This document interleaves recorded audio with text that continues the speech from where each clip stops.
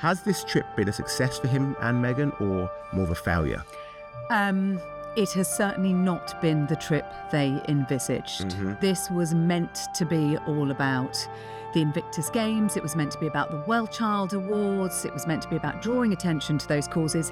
And it was also meant to be about family rapprochement, healing those wounds.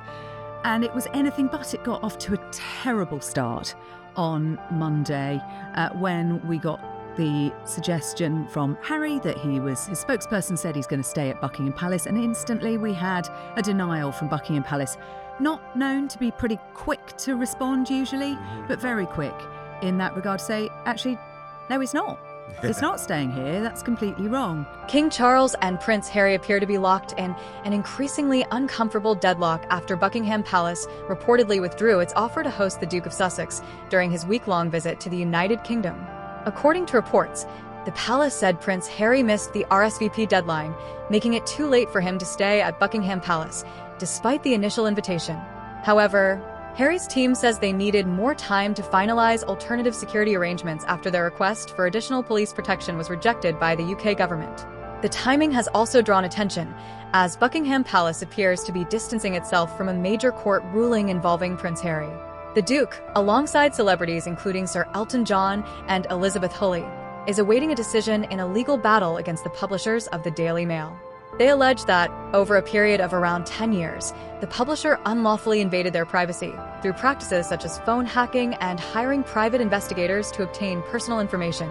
Prince Harry's disappointment became even more apparent when his representatives released a statement expressing confusion over the situation. They said it was unclear why, having formally accepted the accommodation offer, it has now been withdrawn at the last moment, further highlighting the ongoing tensions between the Duke and the royal family. Prince Harry's Invictus Games have found themselves at the center of growing controversy as questions emerge over the future of the 2027 Games in Birmingham. Although rumors have circulated online claiming the event could be cancelled, there has been no official confirmation from the Invictus Games Foundation or event organizers. Instead, reports suggest the Games are facing significant financial pressures, with organizers working to secure enough corporate sponsorship to meet the event's funding requirements. One of the biggest concerns surrounds the reported withdrawal of several major sponsors. Boeing, which previously supported the Invictus Games, is said to have decided not to sponsor the Birmingham event. According to commentators, the company is not alone, with other businesses also reportedly stepping back from financial commitments. These developments have fueled speculation about whether enough private funding can be secured before the Games begin. The financial challenge is particularly significant because the UK government has already committed millions of pounds in public funding to help stage the 2027 Games. However, organizers are still expected to raise substantial additional funding through corporate sponsorships and private donations.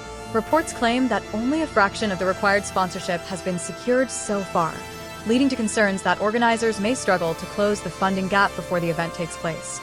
The discussion has also focused on the finances of the Invictus Games Foundation itself. Reports examining the foundation's financial records claim that while its overall income increased in recent years, direct grants provided to veteran organizations were reduced significantly. Critics argue that these figures raise important questions about spending priorities, particularly given the organization's mission to support wounded and injured military personnel. However, no evidence has been presented suggesting that any laws were broken, and much of the debate centers on financial decisions rather than legal wrongdoing. Attention has also turned to the cost of hosting the 2025 Invictus Games in Vancouver and Whistler. According to published figures discussed in the report, the event cost tens of millions of dollars, with critics comparing those expenses to similar sporting competitions for wounded veterans that reportedly operate on much smaller budgets. Those comparisons have prompted further public discussion about whether the Games are delivering value while remaining focused on their charitable purpose.